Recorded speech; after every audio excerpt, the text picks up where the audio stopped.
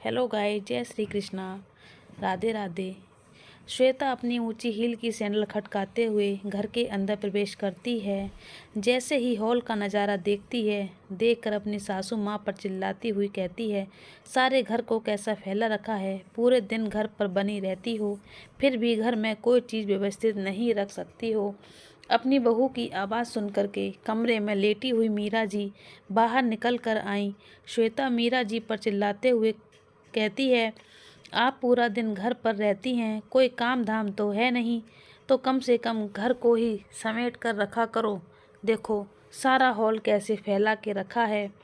मुझे इस तरह से घर को फैला के रखना बिल्कुल भी पसंद नहीं है। बहू, मैंने थोड़ी देर पहले ही सारा हॉल समेटा था, पर ये श्रेया ने सब कुछ फैला दिया है। तुम्हें तो पता है वह कितनी शैतान है, पूरा दिन घर सर पर उठा कर रखती है। तुम तो ऑफिस चली जाती हो, पीछे से वह कितना परेशान करती है, तुम्हें तो इसकी भनक भी नहीं है। तो आप क्या कहना चाहती हैं कि मेरी बेटी बहुत शैतान है, जिद्दी है? जिसने भी किया हो मुझे नहीं पता, जल्दी से पूरा घर समेट दो। मैं तो पूरा दिन ऑफिस में थक कर आती हूँ और तुम उम्मीद करो कि घर पर आकर मैं कोई काम करूँगी, तो मुझसे नहीं होता है। आपको क्या पता ऑफिस में काम करना। तुम तो पूरा दिन घर पर लेटे लेटे चारपाई तोड़ती रहती हो। और इतना कहकर अपनी सैंडल को खटखटाते हुए श्वेता अपने कमरे में गई, हाथ मुंह धोकर फ्रेश हुई और मीरा जी को आवाज़ लगाते हुए कहा, मेरे लिए एक कप चाय बना दो, बहुत सर दुख रहा है। चाय पी कर के 1 घंटे के लिए सो जाऊंगी, तब तक तुम श्रेया को ट्यूशन के लिए छोड़ आना। पहले मीरा जी ने पूरे हॉल के खिलौने समेटकर एक बड़े से गत्ते में भर दिए, फिर बहू के लिए चाय बनाई। शाम का समय था। शाम के समय तो सभी लोग चाय पीते हैं। अपने लिए, अपने पति के लिए भी चाय बनाई। चाय पीकर वह थोड़ी देर बैठ भी नहीं पाई कि तब तक श्रेया आ गई। दादी, मुझे ट्यूशन के लिए छोड़कर आओ, मेरे ट्यूशन का समय हो रहा है। श्रेया अभी 12 साल की है और पड़ोस में ही वह ट्यूशन पढ़ने जाती है। रोज़ मीरा जी उसको छोड़ने जाती हैं और लेने जाती हैं। घर के सारे काम भी मीरा जी ही करती हैं। 1 घंटे की नींद लेने के बाद श्वेता जब सोकर उठी तो रसोई में जाकर देखती है कि उसकी सासू माँ ने खाने के लिए क्या बनाया है। माँ जी, आपने अभी तक खाना तैयार नहीं किया है ना? ही खाना बनाने की कोई तैयारी की है? मुझे समझ नहीं आता है, आप पूरा दिन घर पर बैठकर करती क्या हैं? मुझे लगता है मेरे जाने के बाद बस टीवी देखती रहती हो, कोई काम धाम तो और कुछ करती नहीं है। देखो रात के 8 बज रहे हैं, लेकिन तुमने अभी तक खाना की कोई तैयारी नहीं की है। तुम मुझसे क्या उम्मीद करती हो कि ऑफिस में इतना सारा काम करने के बाद मैं घर पर आकर खाना बनाऊंगी? मैं कोई मशीन नहीं हूँ, इंसान हूँ। तुम घर पर रहती हो तो घर के काम तुम ही किया करो। मैं नौकरी करती हूँ, मैं ये रसोई के काम धाम नहीं करने वाली हूँ। एक दिन मीरा जी की तबीयत ठीक नहीं थी तो वह घर के काम धाम नहीं कर पाती हैं। श्वेता बड़ी मुश्किल से रसोई का खाना बनाती हैं, उसमें भी बर्तन पटक पटक कर अपना गुस्सा निकालती है। मीरा जी का बेटा रसोई में गया तो अपनी पत्नी से कहता है, क्या हुआ, इतना गुस्सा क्यों निकाल रही हो? बर्तनों पर दिखाई नहीं देता है? 3 दिन से तुम्हारी मम्मी आराम से चारपाई पर लेटी लेटी आराम फरमा रही हैं। मुझे ऑफिस का भी काम करना पड़ता है, घर का भी काम करना पड़ता है। मैं कोई मशीन नहीं हूँ। अपनी मम्मी को जल्दी से दवाई देकर ठीक करो और घर के काम संभालें। रोहन माँ के कमरे में गया। जिस समय रोहन माँ के कमरे में गया उसके 1 घंटे पहले ही मीरा जी ने दवाई खाई थी, जिससे उनका बुखार उतर गया था। रोहन माँ का हाथ पकड़कर देखता है और कहता है, माँ, आपको तो कुछ भी बुखार नहीं है, फिर भी आप लेटकर आराम कर रही हो। चलो रसोई में काम करो। बेचारी श्वेता पूरे दिन ऑफिस का काम करती है और फिर आकर रसोई में करती है। पास में बैठे हुए चंद्रभूषण जी कहते हैं, बेटा तुम्हारी माँ की तबीयत ठीक नहीं है, ऐसे में माँ कैसे काम कर सकती है। उसने तो 2 दिन से ढंग से खाना भी नहीं खाया है और तुम काम करने के लिए कह रहे हो। वैसे तो माँ से काम करती हैं, लेकिन अगर ज़रूरत पड़े तो बहू ने खाना बना भी दिया तो कौन सी बड़ी बात हो गई। घर की बहू है, ज़रूरत पड़ने पर घर के काम भी उसे ही करने पड़ेंगे। आप भी कैसी बातें कर रहे हो पापा। अब वह पैसे कमाएगी कि घर के काम करेगी। एक ही काम कर पाएगी मेरी पत्नी, दोनों नहीं कर पाएगी। जल्दी से आओ और श्वेता का रसोई में हाथ बटाओ। रोहन इतना कहकर कमरे में निकल गया। मीरा जी अपने बेटे का मुंह ताकती रह गईं। उसे अपना माँ पर सब तरस नहीं आता है। जब देखो तब अपनी पत्नी का ही पक्ष लेता रहता है। माँ इतना घर के काम करती हैं, उसे तो दिखाई नहीं देता, पर बीवी जरा से पैसे कमा कर लाती है तो उस पर कितना सुनाता है कि मेरी पत्नी कामकाजी है, वह पैसे कमा कर लाती है। मीरा जी की आंखों में आंसू आ गए। उसने पति से छुपाते छुपाते आंसू को पोंछकर वह रसोई में आ गई, लेकिन चंद्रभूषण जी से पत्नी के आंसू छुपे नहीं थे। उन्होंने देख लिया था। अपनी पत्नी की आंखों का दर्द उनके दिल में चुभ गया। उस समय उनको ऐसा लग रहा था कि वह अपने बेटे से कैसे कहे कि अब उनकी पत्नी इस घर में काम नहीं करेंगी।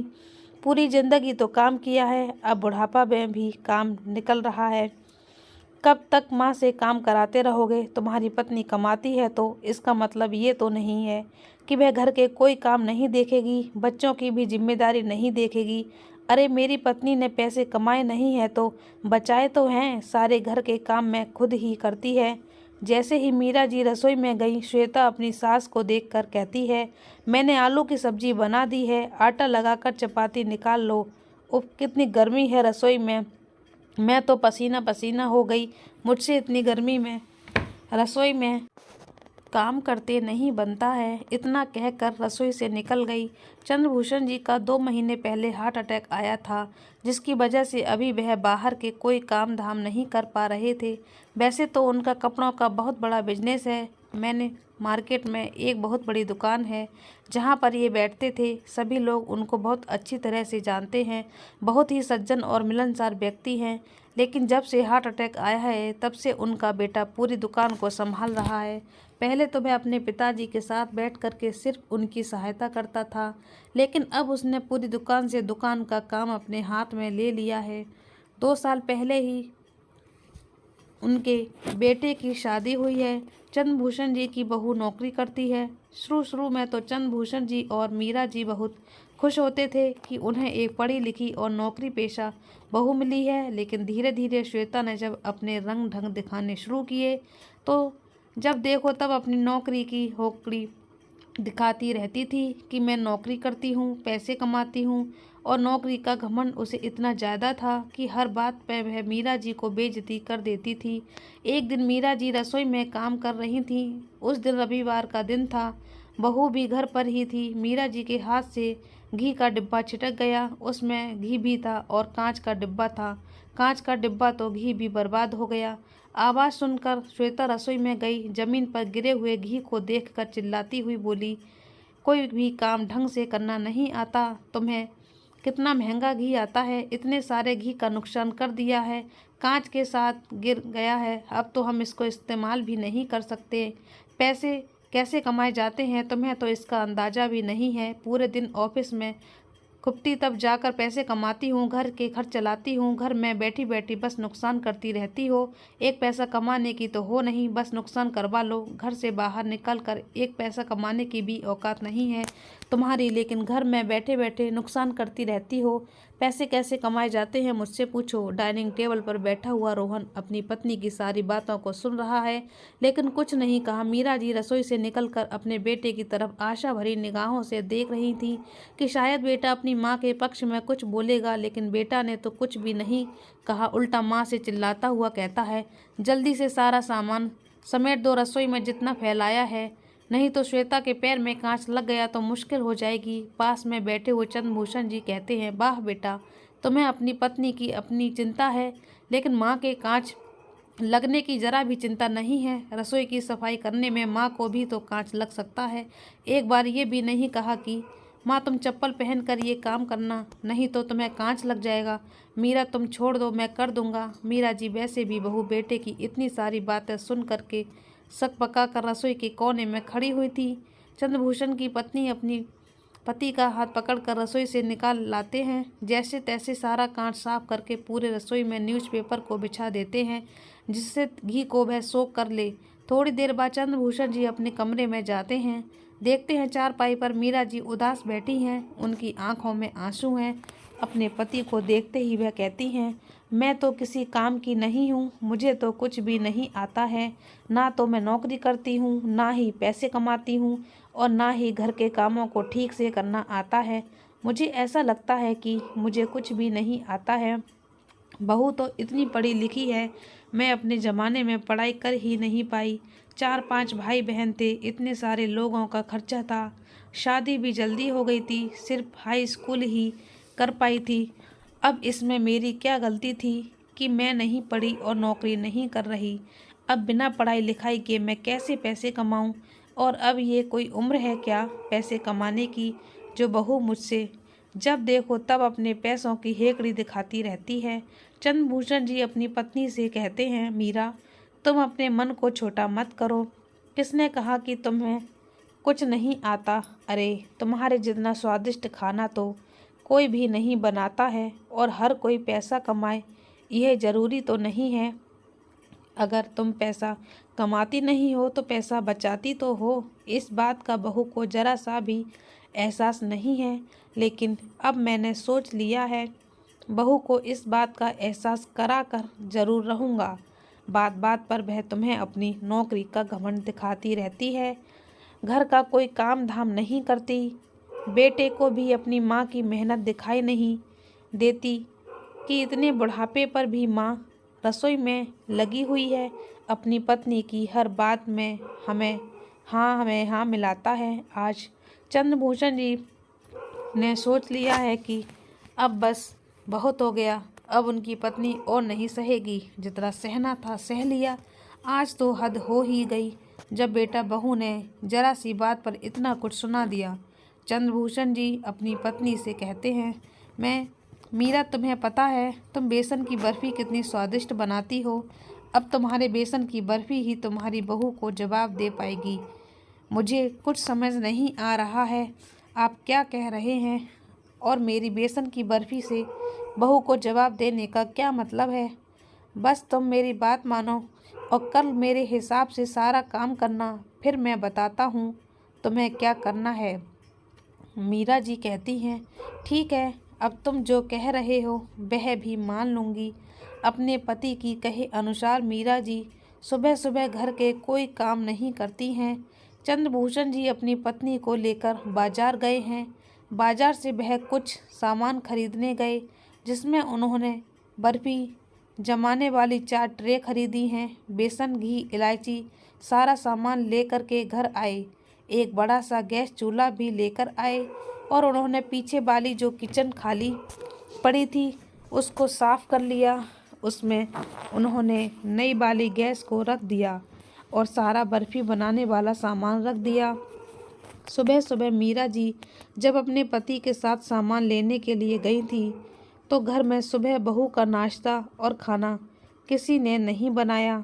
बेटी को स्कूल छोड़ने भी कोई नहीं गया। सारे काम श्वेता को ही करने पड़े। वह काम करती जा रही है और बड़बड़ाती जा रही है। आने दो, आज माँ जी को देखती हूँ। सुबह सुबह पता नहीं कहाँ सैर करने के लिए निकल गई। घर के सारे काम मुझे देखने पड़ रहे हैं। बेटी को भी स्कूल बस तक मैं ही छोड़ने गई। टिफ़िन मुझे बनाना पड़ा। आज तो इनकी खैर नहीं है। माँ जी की वजह से आज मैं ऑफिस के लिए इतनी लेट हो गई। शाम को ऑफिस से आते ही श्वेता मीरा जी पर चिल्लाते हुए कहती है, सुबह कहाँ गई थी?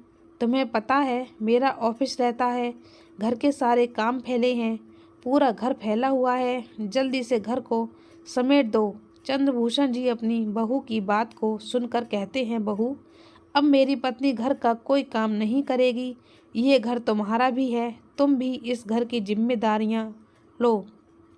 अगर तुम नौकरी करती हो तो आज से मेरी पत्नी भी पैसे कमाने के लिए जा रही है। अब जब तुम्हारी सास पैसे कमाने लगेगी तब तो वह तुम्हारे बराबर हो जाएगी, तो फिर वह घर के काम कैसे करेगी? जब तुम पैसे कमाती हो और घर के काम नहीं करती हो तो तुम्हारी सास भी पैसे कमाने के बाद घर के काम नहीं करेगी। श्वेता अपने ससुर जी की बात सुनकर खिलखिलाकर हंस पड़ती है और कहती है, माँ जी, बुढ़ापे पर कहाँ पैसे कमाएंगी? कौन इनको काम देगा? पढ़ी लिखी तो है नहीं, ये क्या खाक पैसे कमाएंगी? इनकी औकात पैसे कमाने की नहीं है, इनको घर में ही काम करने दो। चंद्रभूषण जी को अपनी बहू की कटु हंसी देखकर गुस्सा तो बहुत आता है, लेकिन वह कुछ कहने की जगह करके दिखाना चाहते हैं। मीरा जी ने शाम के समय बहुत सारी बर्फ़ी बनाई और अपने पति के साथ एक सब्जी मंडी में लेकर बैठ गईं। सब्जी मंडी में सब्जी खरीदने के लिए बहुत लोग आते हैं। थोड़ा थोड़ा मीरा जी ने सबको बर्फ़ी चखने के लिए कहा। लोगों को उसका स्वाद बहुत अच्छा लगा। सभी लोग थोड़ी थोड़ी बर्फ़ी घर ले गए। घर में भी सभी को उनकी बर्फ़ी का स्वाद बहुत पसंद आया। घर की बनी बर्फ़ी, उनकी देसी घी की इतनी स्वादिष्ट बर्फ़ी थी कि दूसरे दिन तो उनके पास बहुत सारी भीड़ इकट्ठी हो गई और घंटे भर में सारी बनाई हुई बर्फ़ी बिक गई। अब तो मीरा जी रोज़ ही बर्फ़ी बना करके अपने पति के साथ मार्केट में जाती हैं और उस बर्फ़ी को बेचती। इधर घर में श्वेता को काम धाम के लिए बड़ी समस्या होने लगी थी, इसलिए उसने अपने काम के लिए 2 मेड रख ली और खाना बनाने के लिए 1 कुक रख लिया। इसके लिए वह 6,000 महीने दिया करती थी। 6 महीने में ही मीरा जी ने अपने पति के साथ मिलकर इतने पैसे कमा लिए कि उन्होंने अपने पैसों के दम पर एक छोटी सी दुकान खोली और एक लड़का रख लिया। आज उस दुकान का उद्घाटन होना है। उद्घाटन में घर के सभी लोग पहुंच गए। जैसे ही बहू बेटा दुकान के पास पहुंचे तो दुकान के बाहर अपनी माँ का बड़ा सा नाम देख करके चौंक गए कि आज माँ ने बेसन की बर्फ़ी बेचकर इतनी बड़ी दुकान खोल ली है। सारी पूजा हो जाने के बाद चंद्रभूषण जी अपने बहू बेटे से कहते हैं, क्यों बेटा, क्या कहा था तुमने कि तुम पैसे कमाती हो और तुम्हारी सास पैसे नहीं कमा सकती? उसकी औकात ही नहीं है पैसे कमाने की। तो देख लो, आज उसने अपने दम पर ये दुकान खोली है और वह महीने के 25 से 30 हज़ार कमा रही है। जब तक मीरा घर के काम करती थी तब तक तो तुम लोगों ने उसके काम को महत्व ही नहीं दिया। अब उसी काम की तुम लोग 6,000 महीने के दे रहे हो। तो कभी सोचा है कि तुम्हारी माँ अगर पैसे कमाती नहीं थी तो बचाती तो थी? वह तो कभी मीरा को पैसे कमाने की ज़रूरत नहीं पड़ी, क्योंकि मैंने पूरी ज़िंदगी खूब पैसा कमाया है, खूब तुम पर खर्च किया है। लेकिन आज 60 बरस में भी बहू ने उसको उसकी औकात दिखानी चाहिए, तो आज मीरा ने पैसा कमा कर दिखा दिया। अपने सास ससुर की बातें सुनकर श्वेता को ऐसा लगा जैसे उसके ऊपर किसी ने घड़ों पानी डाल दिया हो। शर्म के मारे ज़मीन में नजरें गड़ी जा रही हैं। अब तो उसकी हिम्मत इतनी भी नहीं हो रही है कि वह सासू माँ के पास जाकर उनसे माफ़ी मांग ले। बहू, पैसा कमाना अच्छी बात है, लेकिन उस पैसे की अकड़ या घमंड किसी और को दिखाना यह अच्छी बात नहीं है। तो आज के बाद याद रखना, किसी को अपने पैसे कमाने का घमंड कभी मत दिखाना। चंद्रभूषण जी की बातें सुनकर के बहू बेटे चुपचाप से अपने घर के लिए निकल गए और आज उन्हें ऐसा लग रहा है कि उन्होंने अपने बहू बेटे को ऐसा जवाब दिया है जिसको वह पूरी ज़िंदगी भी नहीं भूल पाएंगे और कभी भी अपने पैसों का घमंड किसी को नहीं दिखाएंगे। तो दोस्तों, ये बात कहीं ना कहीं सच है कि हमें अपने पैसों का घमंड कभी नहीं दिखाना चाहिए। अगर हमारी माँ पैसे नहीं कमाती हैं तो क्या हुआ, शायद ऐसी परिस्थितियाँ रही होंगी जिसकी वजह से वह कुछ ना कर पाई हों। पैसे कमाना ही ज़िंदगी में सब कुछ नहीं होता। पैसों के अलावा भी बहुत कुछ होता है, कितना कुछ आता है मीरा जी को, लेकिन उनके बहू और बेटा कभी इस चीज़ को देख ही नहीं पाए, क्योंकि वह सिर्फ पैसों को महत्व देते थे। आज मीरा जी को 60 बरस में मौका मिला तो उन्होंने पैसे कमा कर दिखा दिए। तो सोचो, अगर उन्हें अपने समय पर मौका मिलता तो वह कितना कुछ करके दिखा देती। तो दोस्तों, आपको ये कहानी कैसी लगी? अगर पसंद आई हो तो कमेंट करके ज़रूर बताइएगा और वीडियो को लाइक करें। ऐसी ही कहानियाँ और सुनने के लिए हमारे चैनल को सब्सक्राइब ज़रूर कर लें और बेल आइकन को दबाना ना भूलें। जय श्री कृष्णा। राधे राधे।